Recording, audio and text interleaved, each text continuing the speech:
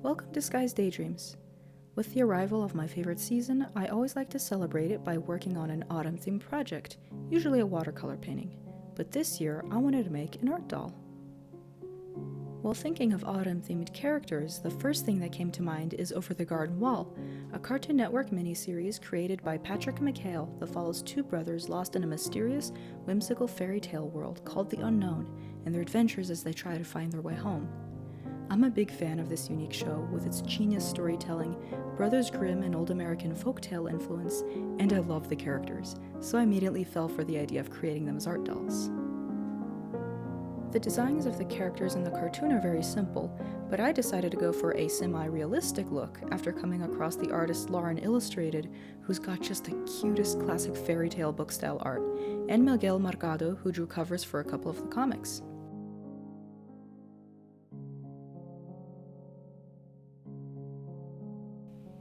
Let's just say this project was a lot easier said than done.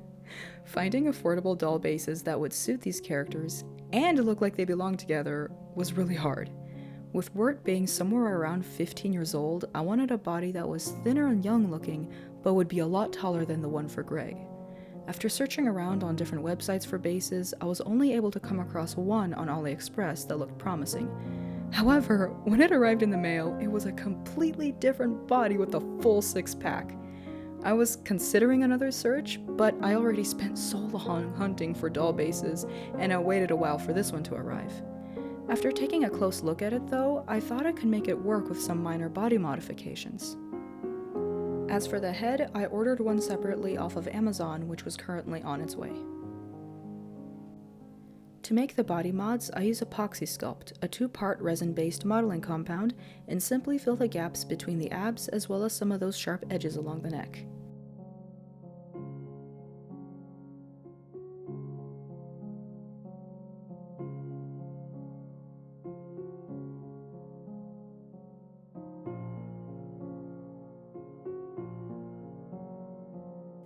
I made a review video of this doll base earlier, and I mentioned how the thin arms and baby hands did not fit the body, but for this project in particular, they're perfect since this will be turned into a young boy character. However, the T-Rex length is still bothering me. His hands can't even reach the ground when he sits. I tried to look past it, but I can't, so we will be doing a little surgery by extending them a bit. To do this, I use a jeweler saw to cut the arms off,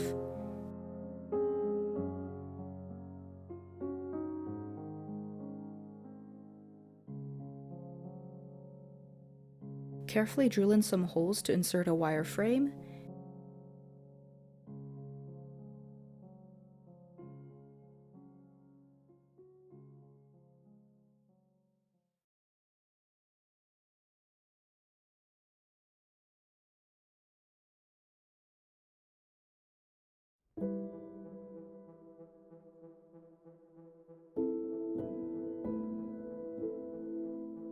and fill in the gaps with more Epoxy Sculpt. All was going well until the wire supports came undone in the left arm as I applied the epoxy, and it was only the clay holding up the entire weight of it, which was not good. Once the stuff cures, you have reached the point of no return, so I had to make sure the arm was positioned just right to cure straight. The best way to do this was to keep the doll upside down with the arms stuck to the sides with sticky tack, because when it was standing upright, gravity was pulling and stretching the arms down. After 24 hours, the epoxy is cured and we can breathe a sigh of relief for the arms staying nice and straight.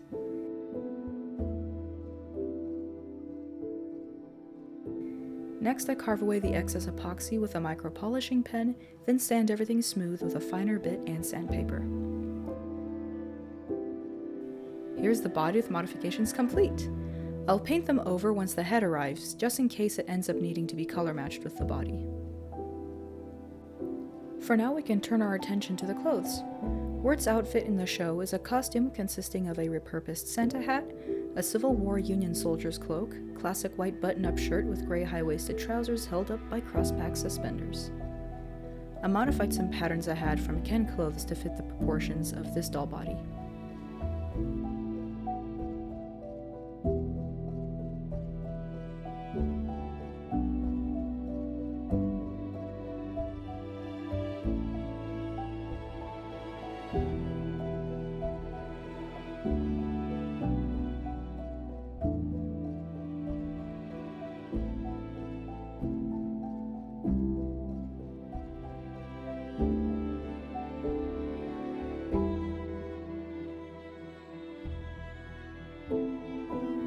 When I sew the shirt together, I wait on adding the closure until I know how high the waistline will be on the pants.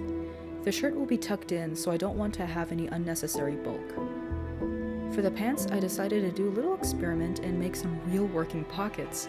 It was my first time doing something like this, so I was super excited.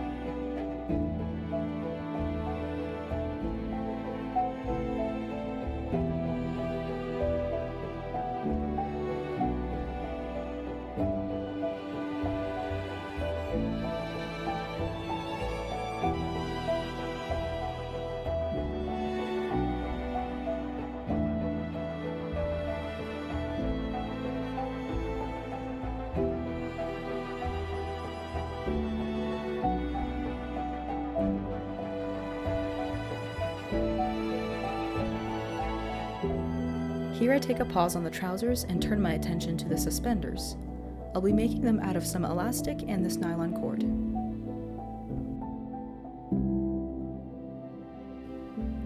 Measure and cut the right length of elastic and cord, then sew a loop on each end of the elastic strip big enough for a nylon cord to fit through.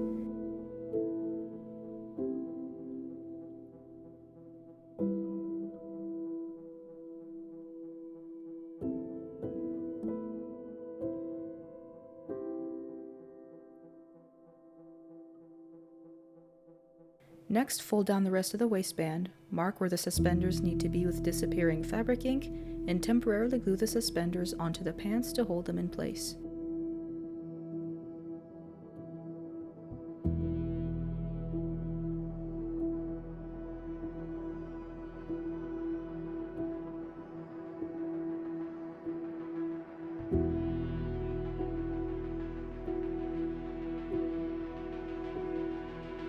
Once it has dried, finish sewing the waistband, going over the suspenders at the same time. After trimming off any excess cord and elastic, we can finish off the trousers by sewing the front seam and closing the pant legs.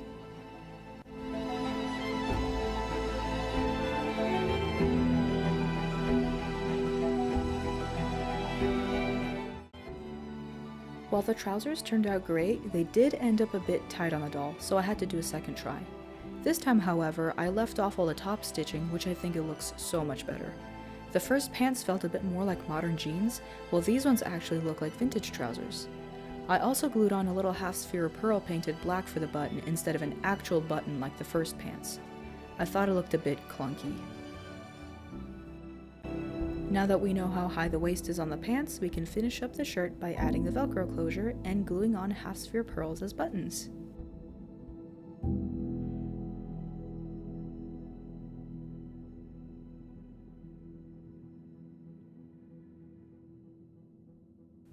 It's already looking so much like Wirt, and I'm getting very excited. His socks were sewn with the only white jersey I could find, which is from some of my old clothing. I actually hate sewing socks so much because my sewing machine likes to eat the thin fabric.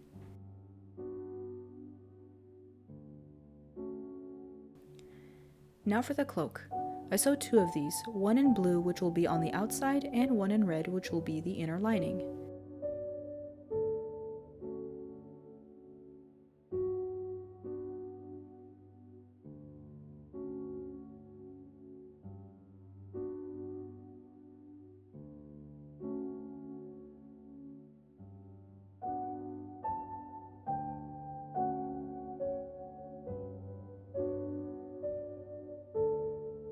For the closure, I sew in a hook and eye to the lining only, which was a bit tricky but worked out well in the end.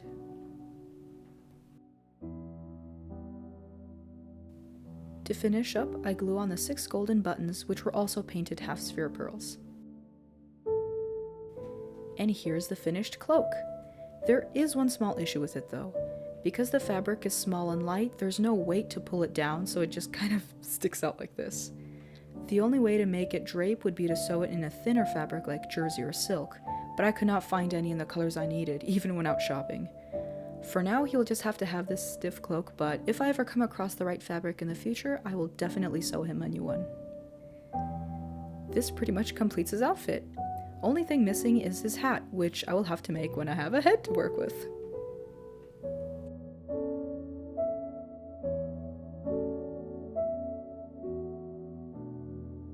Said head has not arrived in the mail yet, so for now we can make Beatrice, the sassy enchanted bluebird who helps the brothers navigate through the unknown. I will be sculpting her with polymer clay, so I drew a quick sketch of how I want her to look. I still want to keep her looking animated, but with just slightly more realistic proportions. My original idea is to have her perch on Wirt's finger or shoulder, but I also sketched out a second design of her in a flying pose held up with wire, just as a potential idea.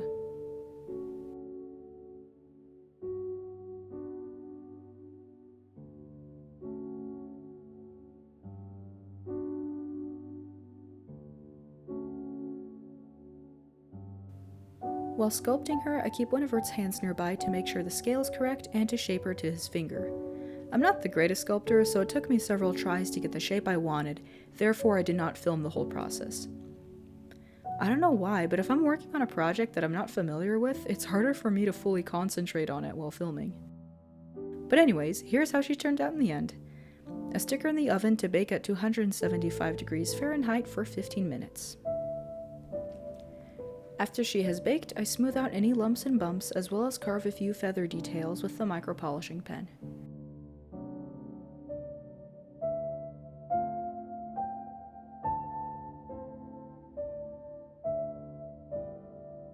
Then we can paint her with acrylic paint and draw the tiniest face up ever, which I was completely out of frame for most of the time, but here's our little bluebird. In my concept sketch, I drew her feet, but I decided to leave them out because I wanted to give the effect of her feathers smooshed over the feet and perch. I love it so much when birds do this.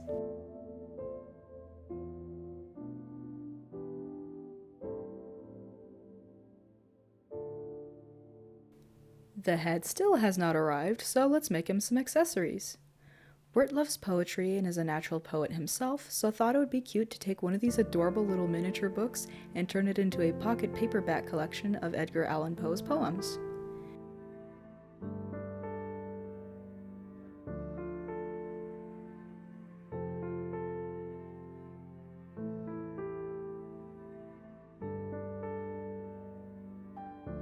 And why not make him a small notebook for him to write down his poetic muses?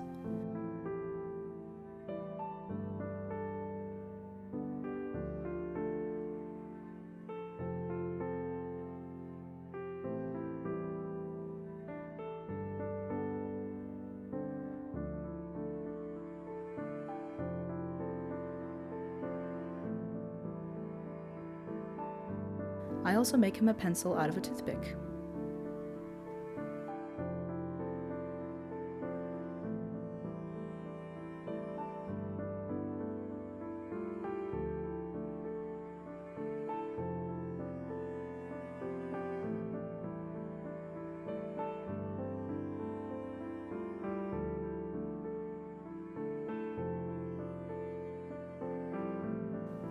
Guess what showed up in the mail the very day I was making the accessories?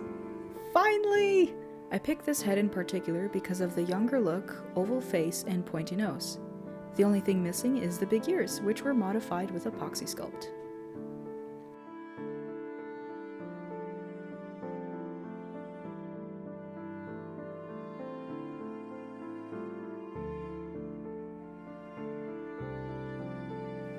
With that done, we can get back to working on the body.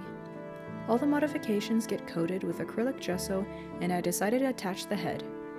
The doll came with 3 different neck pegs, but it looks like this T-peg is the only one that will work.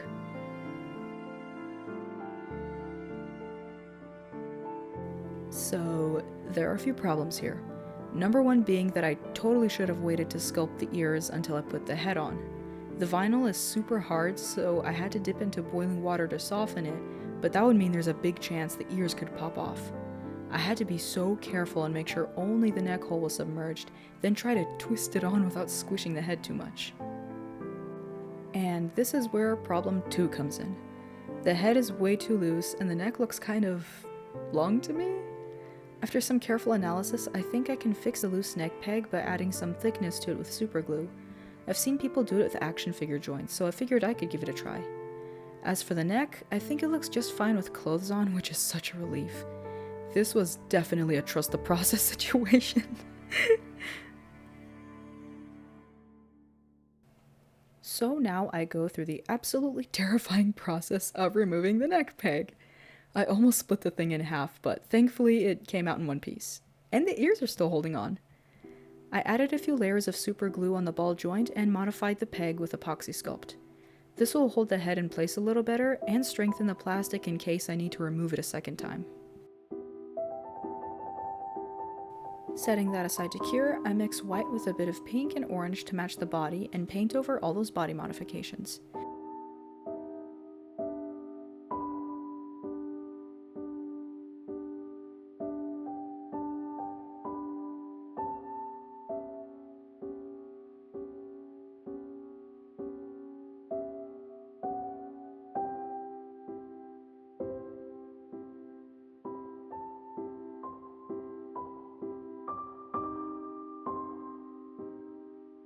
Then seal it up with a few layers of Liquitex matte varnish. Now we can finally attach the head to the body. The modifications on the neck peg worked pretty well. The head is still a bit loose, but it can hold a pose now, which is what's important. Now we can finally get to the face up, my favorite part. I drew up a quick sketch of what his face would look like with the doll's head sculpt in mind, just to help me picture it better with a more realistic art style. I was not sure what kind of eyes or brows to go with, so I drew several different shapes and settled on this design, which I think reflects Wirt's personality best.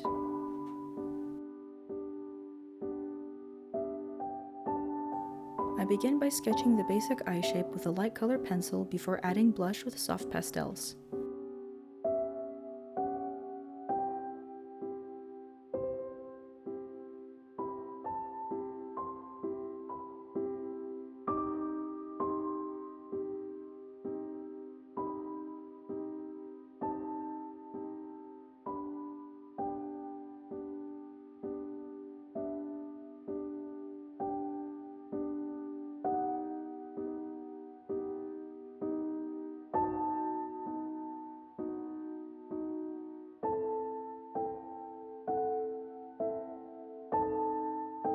I went with a lot of red on the nose, cheeks, and ears to give the effect that he's been walking out in the cold for a while.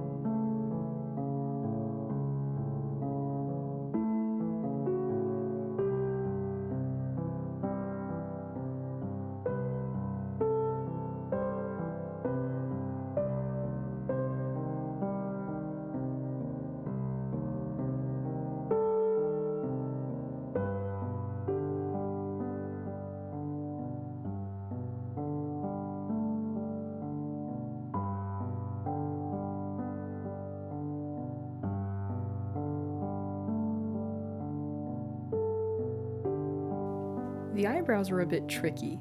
If I drew them just slightly downturned, it made him look sad because of his narrow eyes. but I think I got it just right in the end.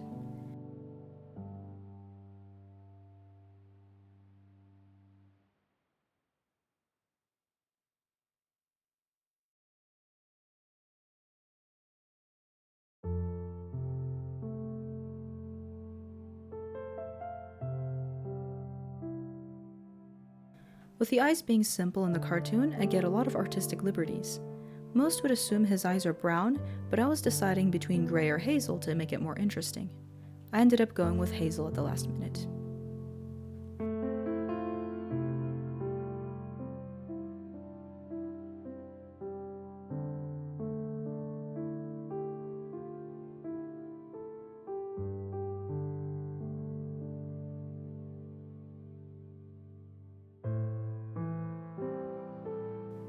I forgot to mention this earlier, but this is actually my very first time customizing a male doll. It was definitely a lot different than what I'm used to, but I had a lot of fun drawing this face.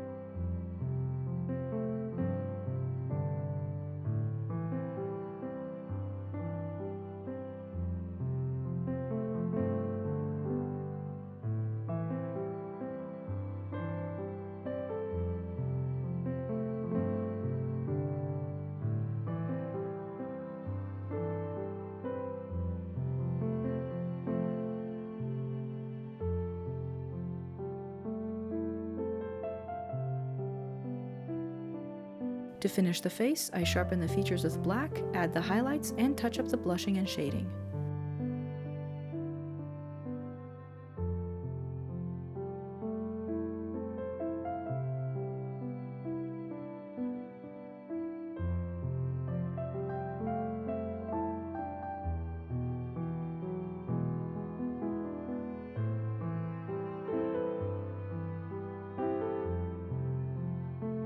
After the last layer of MSC, we can gloss the eyes and the face is done. Now for the hair. While Wirt's hairstyle is very simple, I had kind of a hard time picturing how I would pattern it on his head and where the part would be. The show has lots of hints that Wirt and Greg live in the 1970s or early 80s, so I looked up actual boys' hairstyles from the decade and made a collage of reference images to help me out with the styling. Normally I would use fast grab tacky glue for this, but because I need to style the hair as I go this time, I used hot glue. I glue on a row of wefts and immediately feather it to the right length with thread scissors and an eyebrow razor, repeating those steps all around the head until I reach the part. Hot glue is definitely harder to work with just because it dries so quick. With tacky glue, you at least have some time to slide the wefts around if you get them on crooked, but with hot glue, you pretty much have to get it right the first time.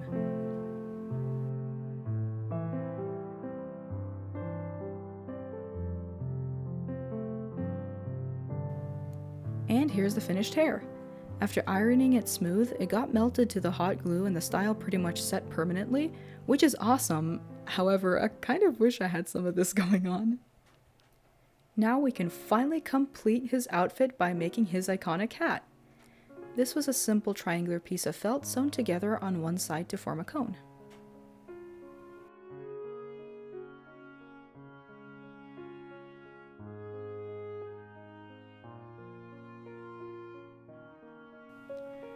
For his shoes, I will use the ones that came with the doll body. They were extremely hard to put on, so I had to dip them into boiling water to soften them up and shape him to his feet. I think one of the most charming details about this character that not everybody notices is that he has mismatched shoes, so I make sure to include that touch by painting one of them brown. And with that, the doll is finally finished.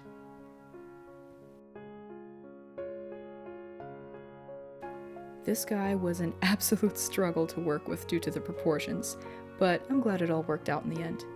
I would have liked to go for a more stylized look with male monster high proportions, but finding Generation 1 dolls in one piece for a decent price is hard, And Generation 3 has yet to come out with face sculpts that would suit Wirt's, at least with how I picture it. That, and I'm not sure I would have been able to find a child doll for Greg that would match.